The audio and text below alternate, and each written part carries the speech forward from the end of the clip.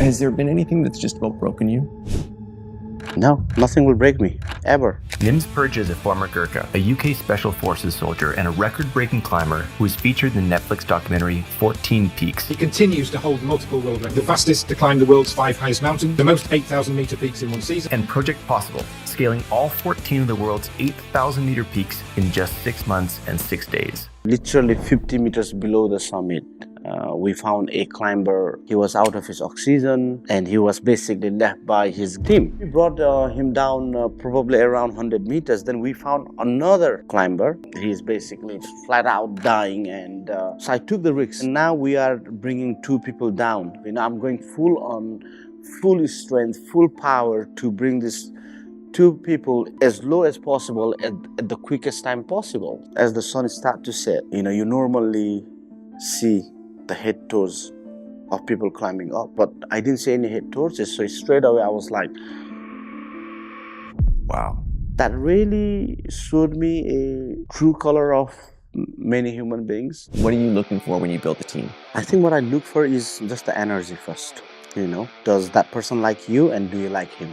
Because you are going in this mission where literally anyone could die. Nims is known for his resilience, his discipline, and his ability to push human limits. The Icon's a show where we learn life lessons from those who've achieved iconic success. And today I'm in a front row seat to learn what it actually takes to push the limits of what's possible. So for those of you who've seen 14 Peaks, you may have a sense for what's coming in this conversation with Nimsdai, Purja, but it's still going to blow your mind. I mean, what this guy does climbing mountains is just jaw-dropping. Nims, you've been a member of Britain's elite special forces.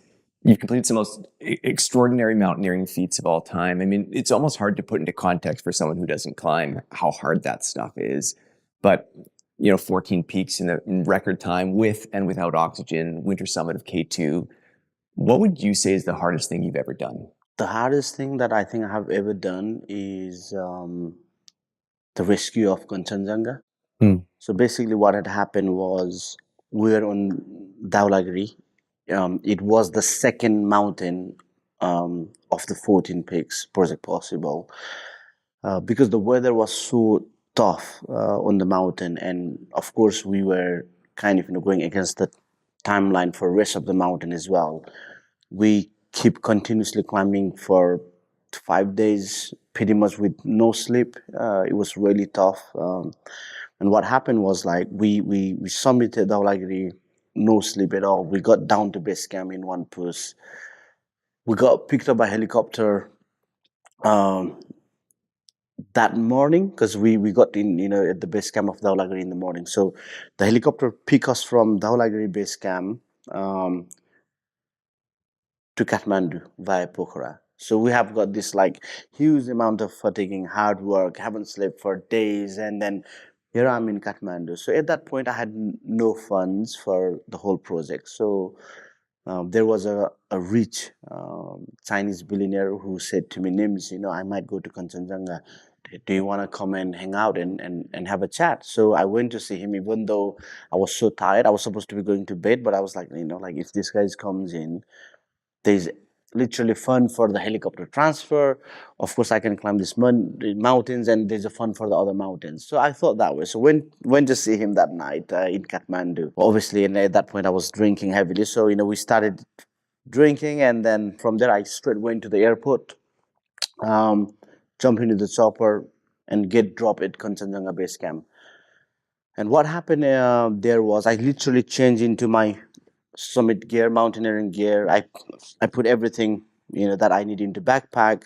I still remember I was struggling to put my socks on. I was hungover and no sleep deprivations and all that. So, and it is important for me to tell this story as it is, so people understand why it was the hardest. So normally people go and sleep at Camp 1, and then they go to Camp 2, they sleep over there.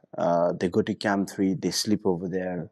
The next day they go to Camp 4, and they kind of start summit push probably around 5 or 6 p.m. on Kanchenjunga, because the summit push is very long. They do that, but I wasn't doing any of that. I was just straight into the summit push in one go. And I still remember, because I used to take those snow and put under my armpit because I was falling asleep, and At one point, I was just shouting so loud, um, as I was climbing as well. So I stay awake, but then that lasts for 10 minutes, and even to this crazy thinking where I was like, Nims, you said that you represent the human beings. You represent I said like when you say you talk about the human beings, I was thinking like there are some really great humans who have done amazing stuff. Why you put their name into like jeopardy? Why you are like then I start thinking about you said you represent the Gurkhas, the special forces. Now you are bringing the same. Why you had to. So I was kind of thinking everything that's gonna work in my favor to make it accountable for the things that I say and I was doing. So anyway, we went up there and we summited Kanchenjunga. And on the way down, literally 50 meters below the summit, we found a climber, Indian climber. He was out of his oxygen, and he was basically left by his guide, by his team. So straight away we went into the rescue mode, and we were three: myself, Mingma David, and Gisman. We three started to bring this guy down, and it's quite technical, because 50 meters below the summit of Kanchenjunga, the terrain is not that easy. I mean, it's quite hard to bring it down. So the three brought him down probably around 100 meters. Then we found another climber who is again in the same situation. He's basically flat out dying, and none of his team members were there. So yeah, again, like at that point, I gave my own personal oxygen, and the science is, if you already are climbing without oxygen, that means your body is acclimatized, your body is adjusting. But if you are climbing with oxygen and you come off the oxygen, that is completely different level. But probably if anybody does that, they will probably die as well. But obviously, I knew what my capabilities and my limitations were. So I took the risks and gave him the oxygen, and now we are bringing two people down. And it was a bright daylight when we started the first rescue, and as soon as we saw this person, the first thing I do is from the special forces. You establish the comms. You ask for help. So there were a lot of climbers at Camp 4. So of course, for three of us to do the rescue is quite tough. So I got on the radio and asked them for help. And even the guys at Camp 4, they responded and they said, okay, Nims, we're gonna come to help you. Don't worry. Even from their team members were at Camp 4 as well. Not only the rest of the climbers, but everybody was there. So even their team members, okay, we're gonna come up to support you. So in my mind, I'm thinking, okay, there are people coming up, so that means I don't put any reserve. I'm going full on, full strength, full power to bring these two people as low as possible at the quickest time possible. So that means you are giving 100%, right? But eventually, what happened was as the sun started to set, you normally see the head toes of people climbing up. You see that on the mountains, but I didn't see any head torches. So straight away, I was like, I started worrying because I was like, oh, these guys were supposed to be now really close to us, but now there's no head torches. That means no one has come. At this point, what happened was the first individual that we had rescued, he ran out of oxygen, and within 15 minutes of him out of the oxygen, because we don't have any oxygens now, this person died. Okay, so now at this point, Gisman was like, "Look, brother, I'm feeling really cold. My toes are getting really cold, and I'm at the verge of putting myself, into this situation. So I'll be liabilities. I really have to go down." So I said, "Okay, man, like." Please go down. So he left, and now it's me and Migma David, trying to bring this another alive individual. And we're bringing him a bit down, and then probably David was there for me a couple of hours, and then he started feeling again cold, and I think to that point he started hallucinating as well. So he said again, Nimsdai, I cannot do this anymore. I'm gonna go. So now it just left me alone to do one-on-one rescue. So I'm bringing this guy to a point, where like it was so tough, but also I felt like why I was giving so much is like whenever I do anything or whenever I make any decisions in life, I always put myself in their shoes. So I was thinking, okay, if I was this guy, who's in this situation, then I have family, so I would not want somebody to just leave me here. So, when I think like that, I kind of, operate in different level with a different mindset. So I started doing the rescues continuous for hours. Now I can see Campo is pretty much, I would say, half an hour, less than half an hour away from where we were. But if I have to bring this person alone down to Camp 4, it will probably take me, I don't know, 3 hours or probably more because it's just myself dragging this guy. So at that point, I had to make the decision. I was like, okay, you stay here. You're not going to move anywhere. I'm just going to quickly run to Camp 4 and wake up your team members. If you're not your team members, there are other people, and I'm going to come to you. So I went down, but as I went down, then I found another climber who was lost. He was lost, and he was just like, basically he was hallucinating, and he was just like standing straight, but he was thinking that he was abseiling. So his hands were like, he was grabbing his own safety cord, and he was doing like this, and it's like, yeah, I'm going down. I was like, no, you're not going down. You are, So I grabbed him and I took him down to Camfo and put him in the tent. And now I start screaming for help. Guys, there's one guy. He's not even far, but nobody woke up. Nobody, literally. But even before that, when I was alone and all that, I was on the radio constantly. Guys, all those people who answered, they turned their radio off and didn't respond.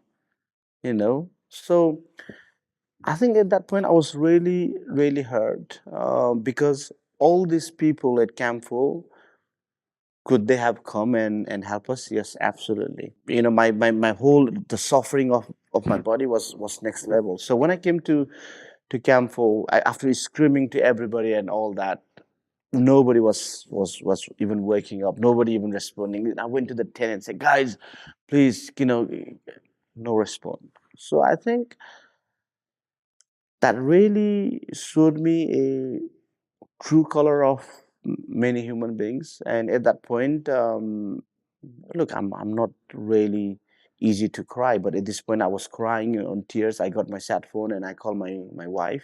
So I keep continuing down, and I got to the base camp, and I went to the next mountain. But yeah, that's the hardest thing, perhaps, because of all those reasons. Wow. Yeah. I find that, just in that story, so many of the elements of why what you do is fascinating to me. One is the feats, like what you're capable of doing. But then there's these moments of decisions too, where it's like, we're trying to break world records and there's somebody we can try to help save. And how do you make sense of that? And then built into that is this mindset of like, how do you keep going? Well, the thing is, like, look, you can break all the world records and stuff, but if you are not humane and if you are not that person, I don't see any value in that. I think, and then you are just self-centered. You don't care about what's happening around you. Everybody has their one life. It's not only you, everybody. And sometimes people are so driven by the records that they forget what it really means to be human, and people forget, what if that person was you? Just put yourself in their shoes and all the answers comes in your face. It is not that hard. If you're that person who is going through that, risky situation, who is like dying, and then if nobody helps you, how would you have felt? It's very simple. There's no hard rocket science in all this. It's just easy, just ask that question, and the answer would be there. And if you were on that situation, if nobody helps, how would you have felt? Wow. And for those who've never been on a mountain, for those who've never, even dreamed about climbing Everest, you hear these stories and you're sitting here and you kind of put it in this way that feels like, oh, that's just, a difficult push. But how hard is this stuff? I mean, you're talking about people literally dying as you're doing this. Like, for someone who doesn't understand Yeah. mountaineering, what does it take? Look, I think the brutal reality is, of course, climbing mountain is difficult, but everything in life is difficult. Let's me be honest. Everything, everything is difficult, But yes, climbing mountain is tough, but it's not impossible. Everything, like for me, like Tyler, if you ask me to do what you do, it's the hardest thing for me, perhaps.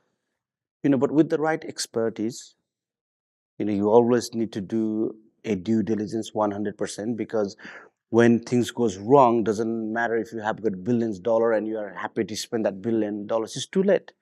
It's too late. So if people do a homework that needs to be done prior you go on on any climbing, Everest or anything else in life, and then you pick the right team and you go there, it's possible. No one can give 100% safety and success, but people can give 99.9, and that's what I do. If you want to come to Everest, I can make it happen, because you will not only have the right team, but also it's not about me and it's not about my speed, it's about you. Because I am the subject matter expert, right? If I go and let's say go on the car and then try to learn with Lewis Hamilton, for example, and if I go with his pace, I cannot do what he does. But he needs to adapt with the teaching abilities, capabilities. He needs to take me as a baby and then see what it works for me.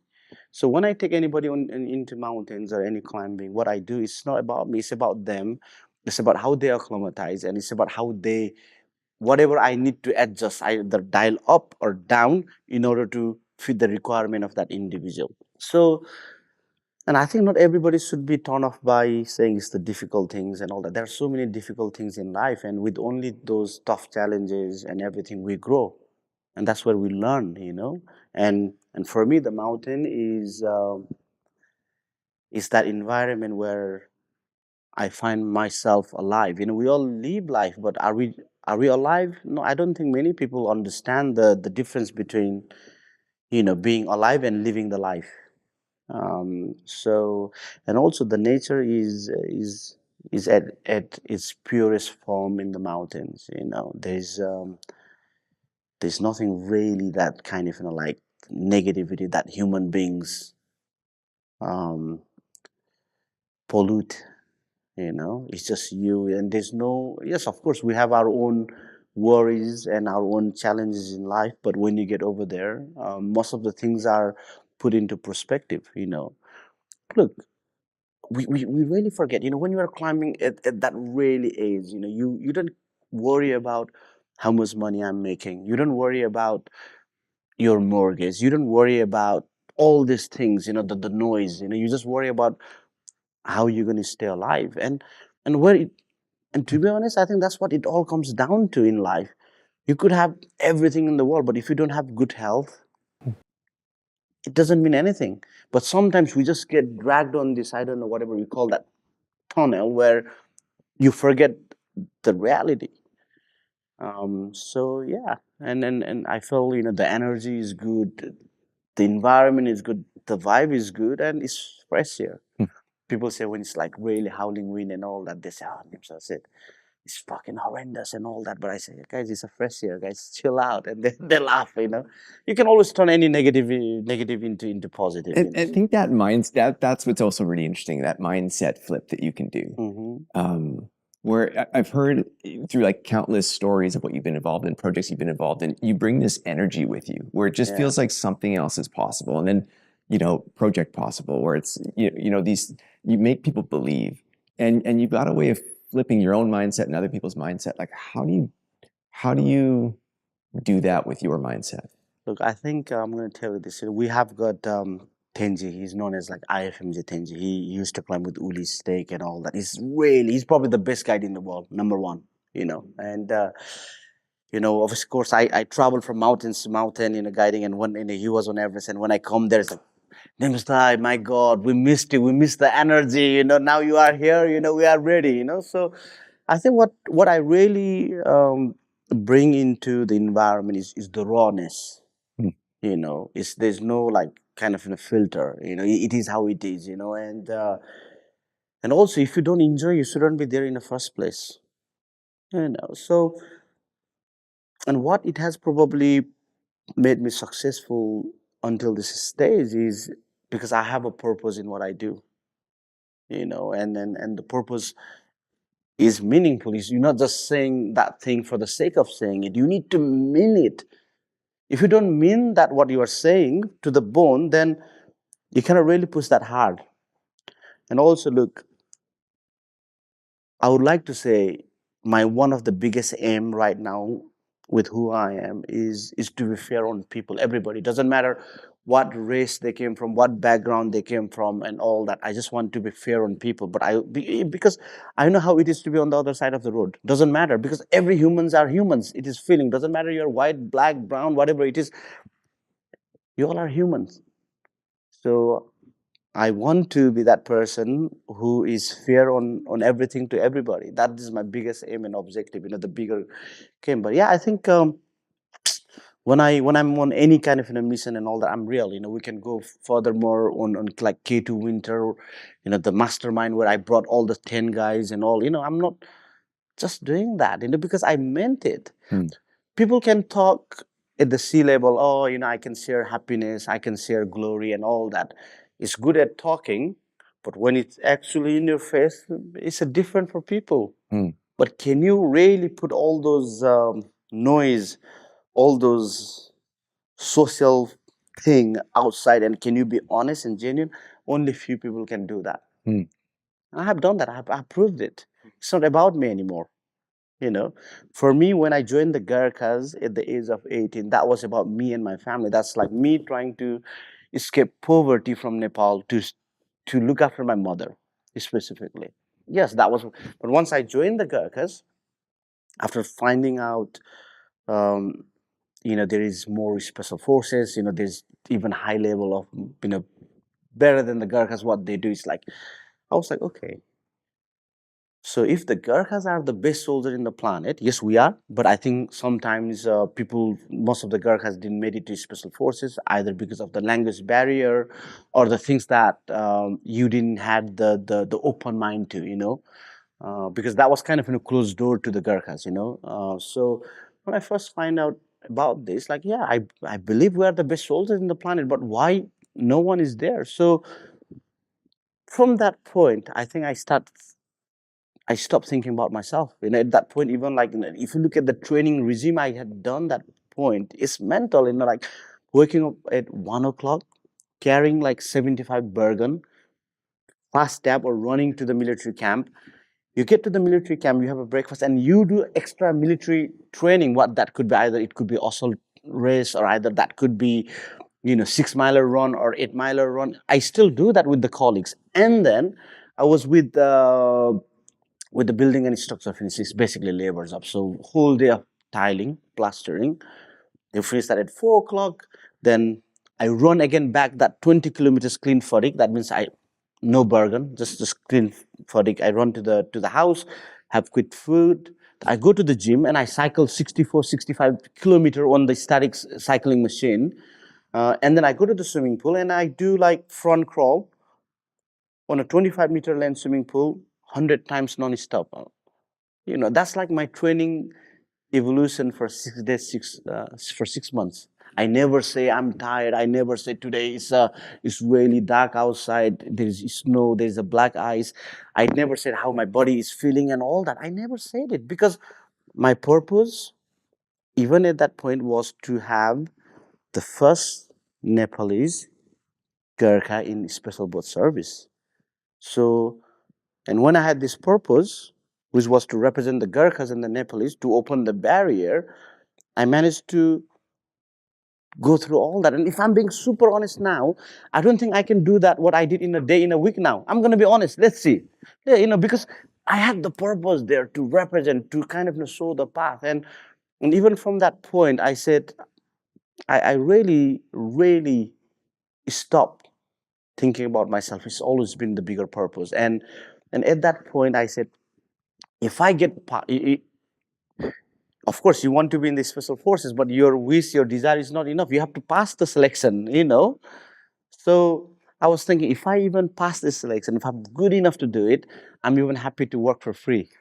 and I meant it. I just need Yeah. to that was committed, So, and from that, it kind of led me into all this bigger purpose, and I'm, and you can feel that to the bone, and that's why I say, if you really mean by what you say, what your purpose is, then you drive any further. Like, let's say nowadays, many people ask to me, Nims, how can I raise the money for this sponsorship, or how can I go and do this mission and all that? And I say, of course, you need to find the purpose. But sometimes people come with the fake purpose that doesn't really mean, You need to believe in that, and maybe other people believe or not, it's okay. But you need to believe in that.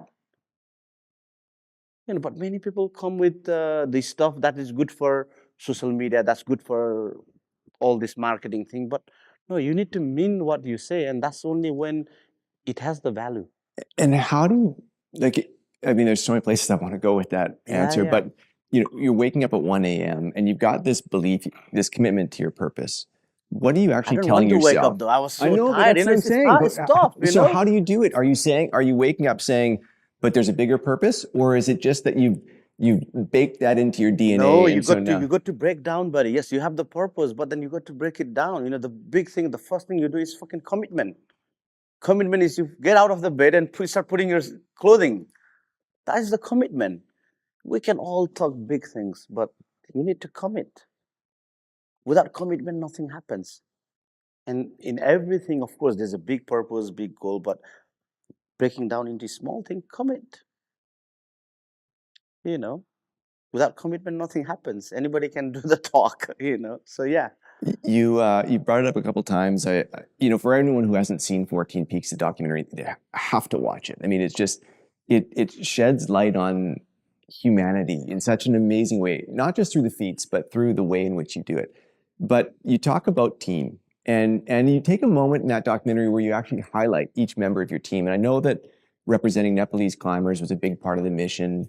But tell me about teamwork. Imagine this, like, okay, so you are making this documentary, which is, which has got a very limited time, and there's so many story to cover, because a lot of people say, Nims, this is a series, 5, 6 series, and then but I was like, even in that point, it was important for me to get and give recognitions for each team members, and for that, of course, I lost some of this stuff on my part, which is okay, but that was absolutely key, because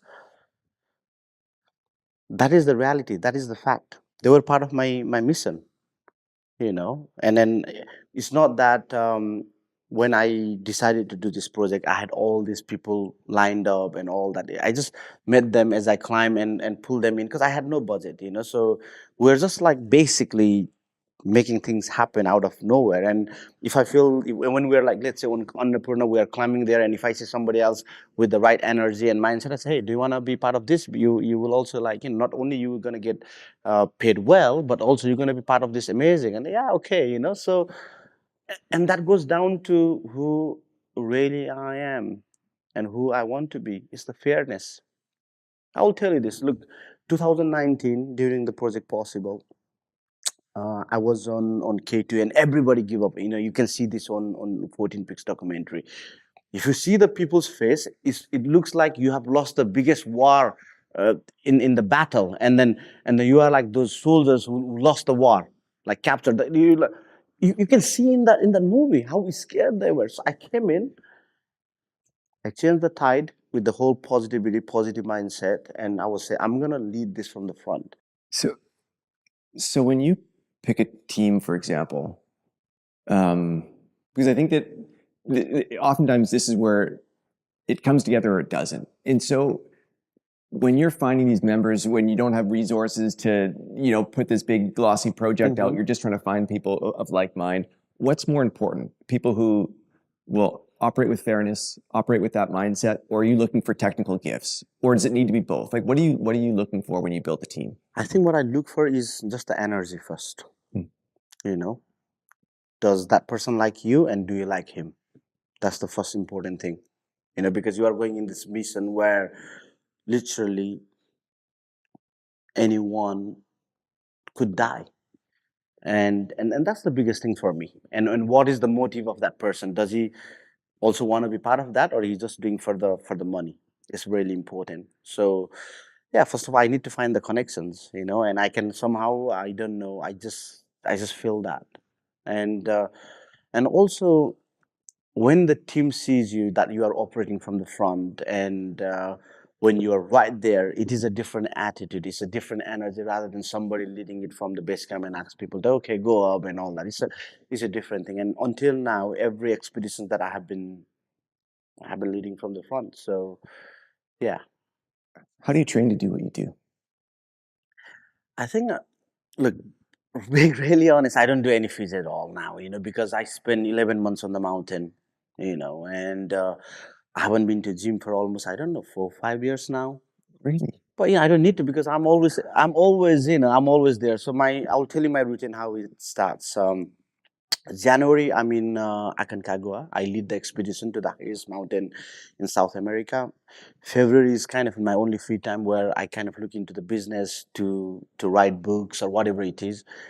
Then kind of, from March, April, and May is Nepal, 1,000-meter peak, Annapurna, Dhaulagiri, Everest, let's say Kanchenjunga, Makalu, Then June, July, Pakistan, last time I was in Pakistan, where I was leading the expeditions, without oxygen, and we did all 8,000-meter peak of Pakistan, Nanga Parbat, G1, G2, Broad Peak, and K2 in 26 days. Then August comes in, and in August, this is where, I guide in Kilimanjaro.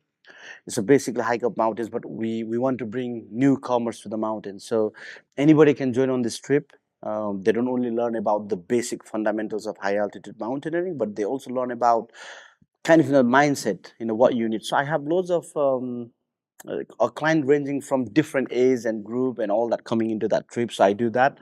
And then in September, October, November is either Manaslu, Choyu, Sisapangma, and Amadablam. And we also do skydiving in October. So basically, we jump from 23,000 feet with oxygen. And as a free fall, you see Everest, let's say Makalu. And then you kind of, land at Sangboche, which is, I think, 10,000 feet. So basically, we landed where you normally jump, at the normal drop zone or whatever. Then November and December, I'm in Antarctica. I guide in Mount Vinson, and we ski the last degree as well. And in between, I also run many business. So I run the clothing. So obviously, we have the foundation, which is the biggest thing. And if you see all my team, all my feedbacks are, like, specifically with the clothing, it will be like, if I like, guys, this is not right, because, like, and I'm walking from, let's say, like Cam 1 to Cam 2, or 2 to 3, or even I'm at South Col, 8,000 meters. I give them like the feedback, guys, this is what I find out and all that. So the team will be like, I thought we're not gonna hear from him for days, but he's like, constantly on us. And I think that's also what it motivates my team to kind of, push on, like, bloody hell, Nims is out there on the mountain. He's like, he's working, So here we need to push more. So I think, yeah, to answer your question, I'm always on the mountain. I'm mountain fit at the moment, so I don't need to train. It's okay. Wow. It's okay.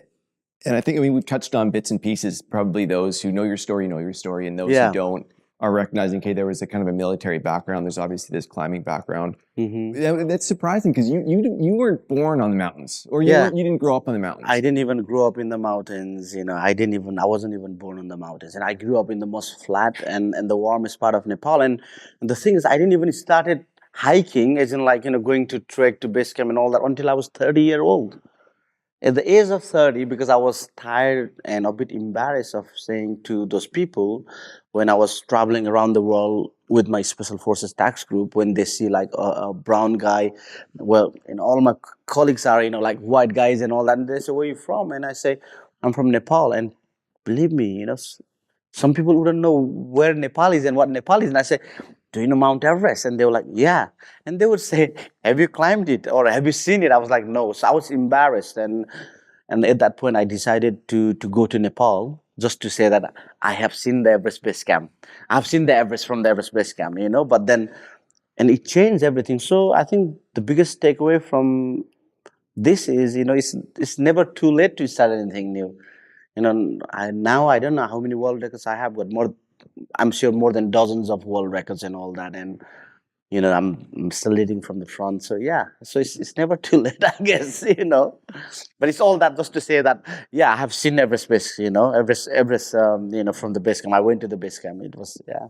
So one of the things that I've heard about yours, what you've done the last little while, is that every 8,000-meter peak had been summited in the winter, except K2, and there's a reason for that. Yeah. That it's an animal. Yeah. And your team just did it. Can you tell us about that? Yeah, sure. I think this the whole story and the mission came to me specifically to my attention was when one I realized that the Nepalese climbers had no name in any winter ascent. So that's when I realized, okay, we have to at least have one winter ascent of 1,000 meters to our name. And the second one was to be again fair with the rest of the world and how the narratives are made. We have never said that we are best in rock climbing, we are best in 6,000 meters, but we are best at 1,000 meters. That is our playground, and there's no competition, literally no competition with anybody in the world. The Sherpas, the Nepalese communities are the best. So we just wanted to do the justice. So imagine, like what happened that time was my team from 14 Peaks they were broken apart. So when I came into K2, I had to put completely new team.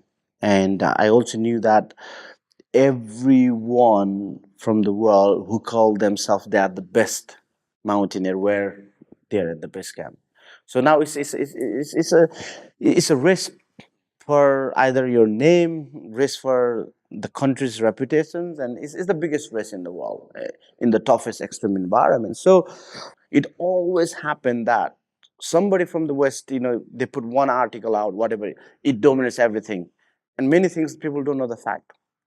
So I just wanted to have a very clean cut and in the fairest manner. So, and also when I did the 14 peaks, the Western climbers start criticizing me. Oh, he did with oxygen and all that. This.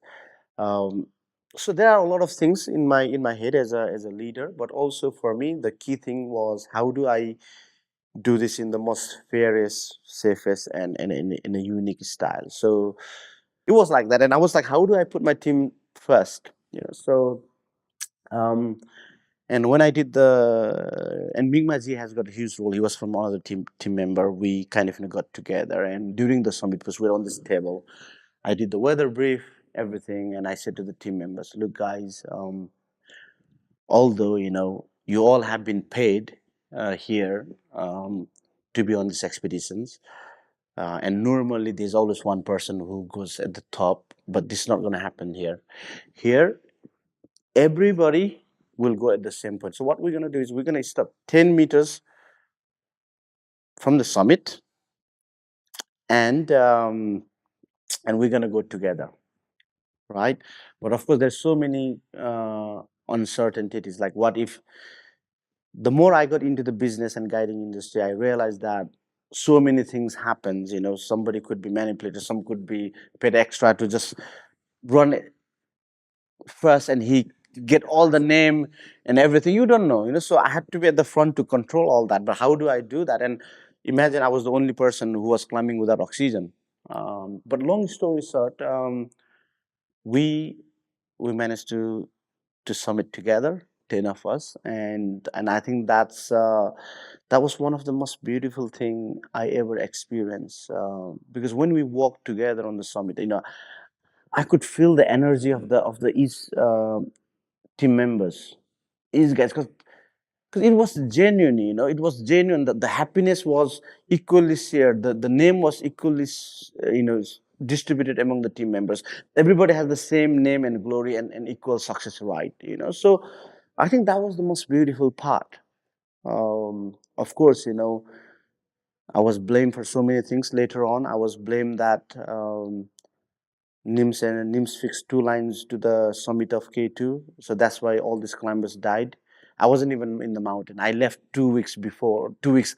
As soon as we finished, we are gone. But people died after we left the mountain, and they were saying that okay, all these climbers died because Nims put 2 lines. They even blame me like, oh, Nims carried 2 ropes.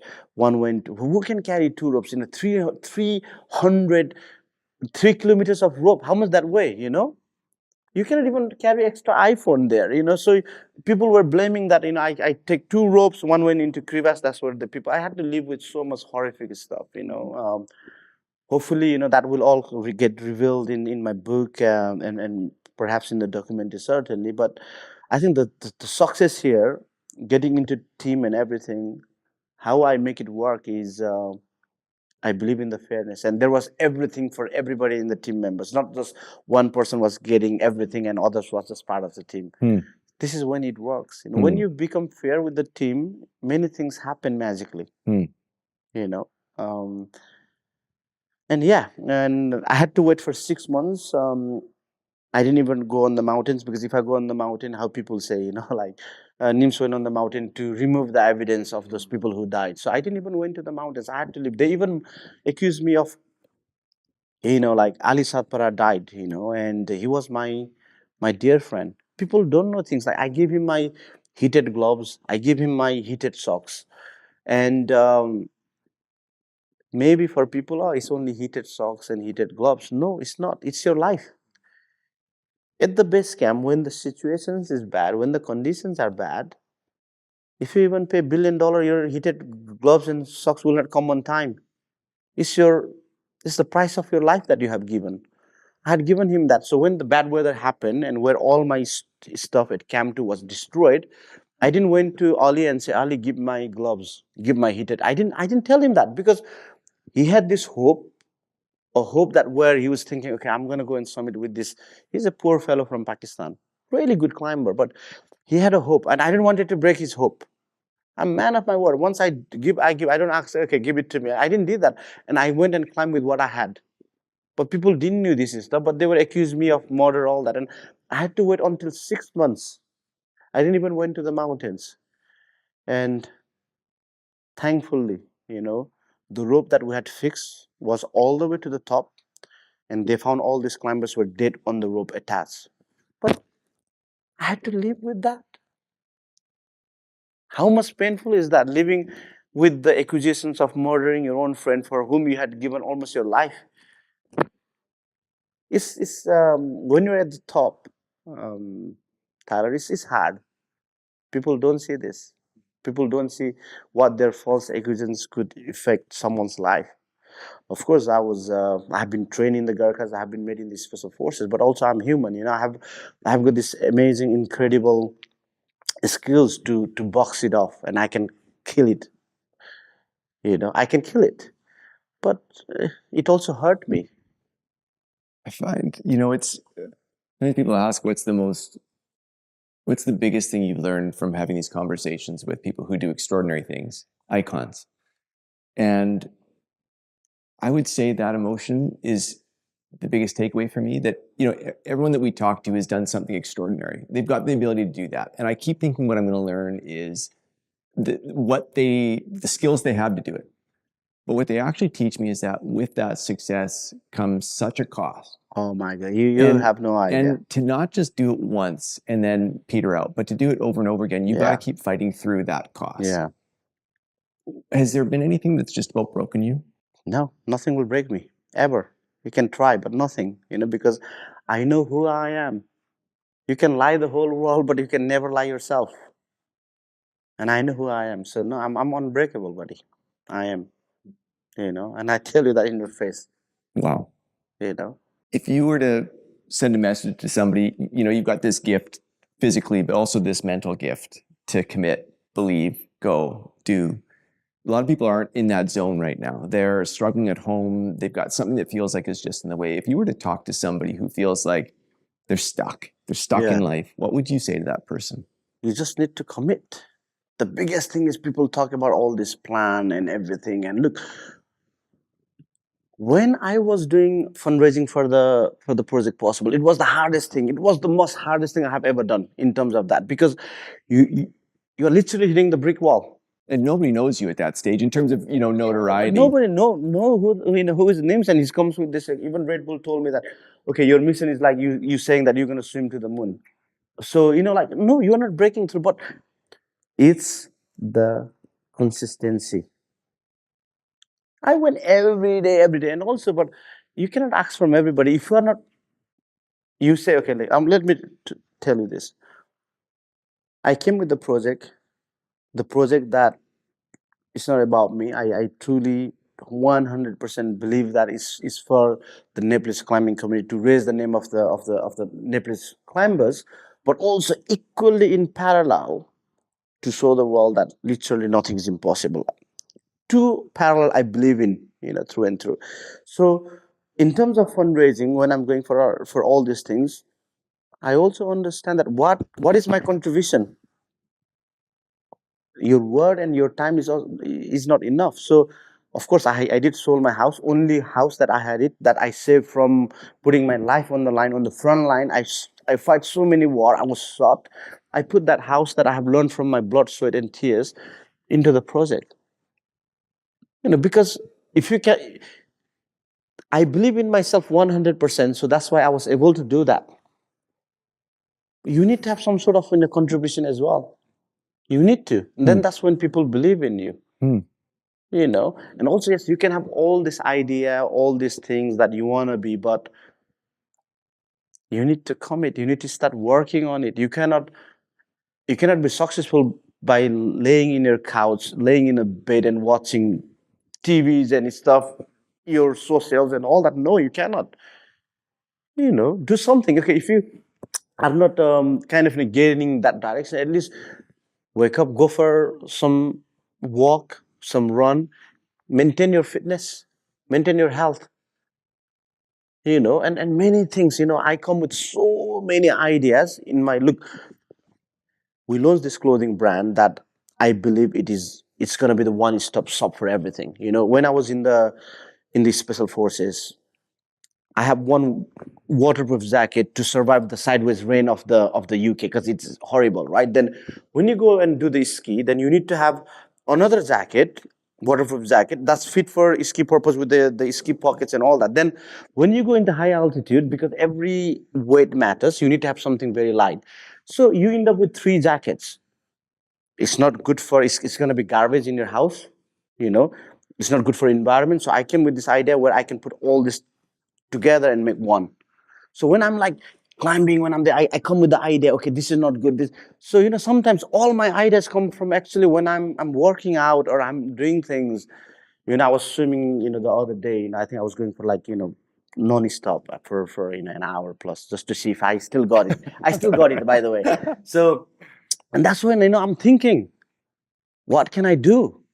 And most of this, extra leverage come when you maintain that, So, keep doing things and just be, it doesn't happen today, so what? It doesn't happen tomorrow, what? It doesn't happen 1 year, 2 years, so what? Keep doing that. You will eventually break through. But do you have that in you to keep going and going and going, even though there is no result? It's like, okay, when you are when you're in the military, like the DS, directing staff, especially in special forces, when you go through the selection, if you are only working when somebody is watching, you're not fit for the team, and people will know this. That's why all the DS, they are hiding everywhere else and they're watching you. Are you a DS watcher? So now coming into, I'm trying to relate what I learned from the special forces into civilians. So now if you are like only oriented about the result and you are like thinking, no, don't care about that. Just keep going. And you are working in that pace when no one is looking at you, when there's no result, but you are going and you will eventually break through. Yes, you will. I believe in that. I've seen it. So yeah, just doesn't matter what it takes, how many years, just keep going, keep doing that. But do you have that in you to do like that? You cannot blame others. First of all, let's get ourselves sorted. What's different though, I mean, because I think I think that's clarifying. I mean, you've got lots of ideas. A lot of people have lots of ideas, but somehow you can break that down and then you can commit to it and take those steps. Where your steps lead you, though, is to the highest risk places in the world. Like, this is life or death. How do you balance? Like, are you still that risk? Like, do you still take that kind of risk? How do you balance risk? I will tell you one story. Okay, it's a bit crazy. So before, I have never done any skydiving. Never. Okay. So one of my friends asked me, Nims, do you want to jump? And I was like, yeah. So what I did was I called my buddy. He's like, mate, I'm jumping, man. Can you quickly run me through? So we're doing a video call. And he said, Nims, okay, this is how you set the Shipra setting. And once you go, you arch, make yourself very stable and pull. That was it. I went and I jumped. And of course, I landed. Don't do this, guys. Never do this. Now, I have done so many jumps and stuff. I'm fully qualified, all that. Then now, I remember the other week, I was like, is everything okay? Is my rigs good? I think it's because now I also have a daughter. But not only that, I have a huge responsibility in my shoulder. Like, we are building this porterhouse, which I'll get a bit more into details. So many people have left their career and job and come into my, team Nimsdai. And genuinely, I'm one piece, when there was a flood in Pakistan, we had more than 10,000 people. Okay. I sponsor more than dozen of climbers putting $500,000, not because I had the money, or not that I have so much money in my bank account, but I was like, I had the money to give them, but I empty my bank balance to support them, thinking if I need the money, I can go and do a few more speaking gigs, or I can do more work because I have the opportunity. But whereas these people didn't had it, I used to believe like that. And now even going into, let's say, porterhouse, look, for last 70 years, the Himalayan guiding industry has been there. Did anybody did anything about it? Absolutely not. I came into this, the business industry, maybe now 5 years or 6 years. But I'm making the changes, and the big thing is, everybody can say by the word, like, oh, porters are the backbone of Everest. They are the hero of climbing. But what action have we done? It's all yap talking. So look, and it's also about feeling respected and how I would like to be treated if I was really poor guy, and I told you the story about, when I was with the Gurkhas, I was prepared to give my life, and I always go and do the front assault and at the front of the battle. That's because it's the brand, it's the reputations I care about, it's the legacy I care about. So now you think, where everybody goes doing the trek to Everest Base Camp, you go on days of trekking, and there's a village, Feruche here, and this is Lobuche, and this is the Ant village. So from Feruche, they trek 6-7 hours, they get there. But in this Lobuche, they don't have the accommodation there for the porters. Everybody can sleep, all the clients, but the porters have to come down here and they sleep here. I think it's a humiliating thing.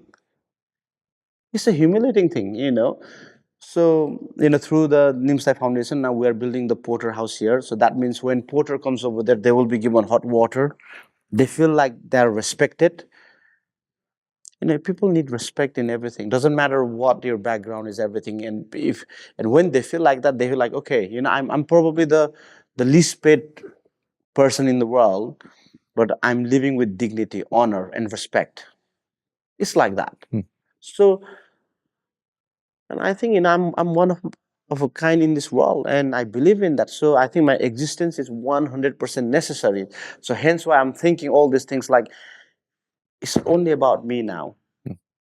As I said, I fought so many wars where I didn't give a damn shit about anything. I'm at the front, because that's who I am. But now, because I have got so much on my shoulders, and how many it would take, I don't know, God knows how many years to have another Nims, who has born from very humbling family, because people need to be grounded as well. Me and my mother used to go in the forest to collect the woods. We sell that in the brick factory and make some money. From that point, to be in the Gurkhas, where you are taught about honesty, integrity, loyalty, bravery. I grew up in the Gurkhas and Special Forces. From there, going into Special Forces, I went to university. I learned all this and all that, and I still have that clear heart of giveaway. It will take a lot to have individual like that, and a person who is also very vocal about things. So now I need to even look after myself more for the people, for the things that I do, and that's what it gives me a bit worried now. I'm a bit like, okay, have I? It's not about me anymore. But yeah, having said that, will I stop it? I don't think so, because that's in the DNA. But I would be a bit more cautious for sure. Yeah. It was interesting. Doing the research for this interview, I was trying to figure out how. I mean, I work out. I've done that consistently for 20 years. It's in my DNA. But there's a different level between staying fit and waking up at 1 a.m. running 20 kilometers. Yeah. And I kept asking this question, how is it possible? And I felt like I didn't know what the answer would be, but my impression from having this conversation is that what's driven you almost more than anything else is this like moral code, this like true north. And because you believe in that moral code so much, you need to show up this way, or you need to operate this way. It's really interesting that it feels like that moral code has been the driver of this unbelievable set of physical feats. Yeah. Is that fair? That's very fair. Wow. I believe, there is always someone who is stronger than you, who is smarter than you, who is more capable than you, and it is always the case. Every records are there to be broken, but sometimes, somebody have to show the path, and somehow I have got this amazing ideas and initiative that I can show the path, and that's what the 14 peaks is about. Now, before, people used to climb 1,000-meter peak in a season, maybe 2 or 3 in the whole year. But now people are climbing all 14 of them. Even my record is broken. People are climbing, like 6,000-8,000-meter peak in a season. That's it. Even now, within the Special Forces, at that point, we had only probably, I don't know, in SBS, I was the only one. Then another guy came in SAS, only handful. But now we have got a huge number of Gurkhas within the UK Special Forces, because those guys were certainly capable. Sometimes they don't think that they can do it, but when they see someone who they can relate to has done it, then people kind of come and do that even more better, more fancy, more cooler way. One of the Gurkha literally broke the record for whole of the endurance race. He was the first. So it's about showing the path, I think, and that's what somehow I have that. And And it's the imagination thing, right? I have been able to imagine that and put into perspective. Many people don't imagine things like that. And somehow, and it's good for humanity, it's good for everybody else. So that's what I believe in, and then my cause, my belief, and yeah, as you said, it's been pivotal key to everything that who I am and what I have been doing. And as I said, it's really important for me to stay alive, is because I can dial down from literally nothing for people. People also call me arrogant. Yes, if you come and speak to me nicely, I can be the most nicest person in the world. But if you come and start big timing in front of me, and if you come and start like, I was like, who the fuck are you? What have you fucking done, man? Go and, screw the knot. I've done probably more war than you have, I've done all this, so I can dial there and there. So my tone can vary from the person from here to here. And I have that. And I'm so lucky to be able to have that experience, because there's also humility, but there's also like full on, I can put people into their shoes if I need to. Not everybody can do that. And hence why I'm also vocal on many things, and it is important for the community. So that's why my existence is necessary. I believe that. What's the lesson that took you the longest to learn? Wow. At the age of 18, I joined the Gurkhas.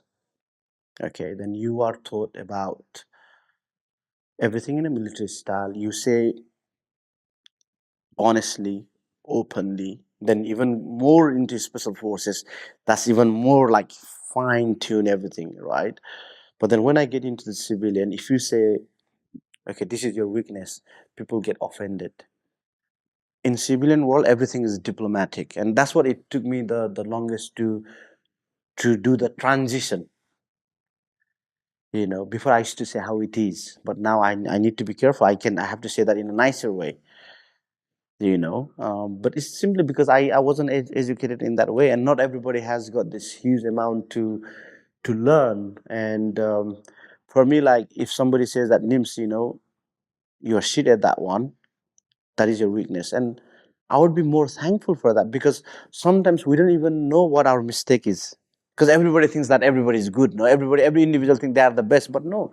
If somebody says that, and I look it into that one, and it is backed by the logical points, and I'm like, thank you, because now I can straight work into it, because sometimes people don't even find their weakness for many years.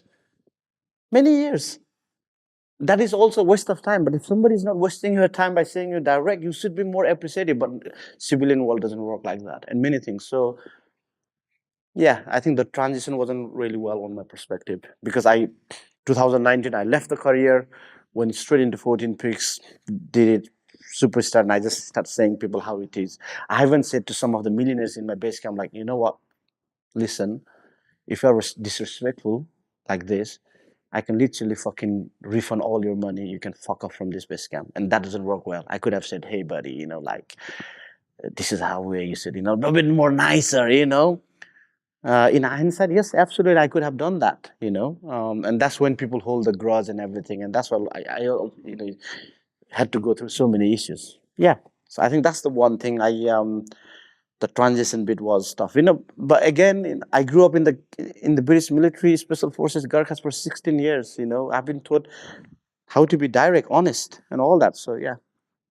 I mean, I'm gonna not capture all the details here, but grew up in poverty, became a Gurkha, first member of the special forces, yeah, as a Nepalese soldier.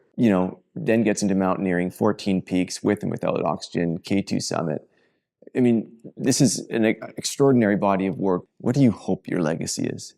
I don't know that. I'm going to be very honest. I don't know. I think I just keep doing it, and I'm not at that point to think about my legacy. If I'm being very honest, I got a lot to do. So yeah, I'll keep doing, and then hopefully that will dictate what my legacy is. I'm sorry I couldn't answer that question. It's just like being honest there. Yeah. That's the answer. That's the answer. What's next for you? Okay, so what I did was I announced the hat trick project. So that is 3 times the summit of 14 8,000-meter peaks, and the 7 summits. When I say 7 summits, it's the highest mountain of each continent. So, and this project is pretty much, perhaps, I think it will be my final kind of mountaineering project. And then it's a project with 100% give back. I'm trying to raise £1 million through this endeavor, and none of that money raised will go towards funding my climbing project.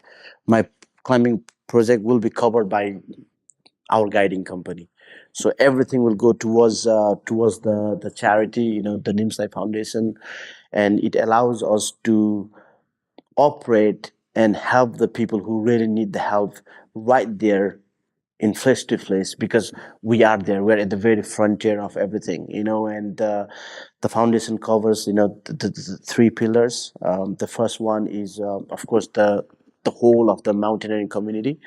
So basically, if any Sherpa dies on the mountain and they have the children who needs to go to school and they don't have the funds, we support them for them to go to school. We do that. And also, if something happens, we also look after their spouse as well. But also, like, building such things like Porterhouse. It's not. To be honest, I don't know why. In last year of 70 plus years of the history, why I got to do this, because I'm there, and I'll do it. But people need to see the difference. So again, helping people in Pakistan. Helping those people. Who are extremely talented, but they don't have stuff, like the funds and stuff. We look into that.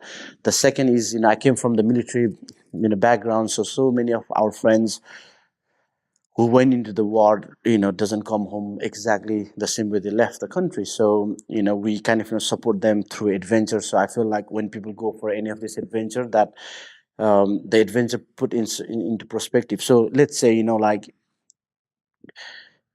you have so many things in this developed countries. Let's say England, you click one thing, the gas is there. You turn the water, there's a drinking water. Click that, there's electricity. It's all there, but it's still, sometimes we think that we don't have many things. We still desire, but when you go on the trekking, for example, to Everest Base Camp, you'll see a porter who is carrying the heaviest weight. He's so much working hard. He's literally living off only $15 a day, and he's probably the most happiest person. Sometimes people also need to relate, and the environment, the spirituality you feel, the culture and everything, it gives you. Sometimes people need to experience that to, hey, okay, So we do that.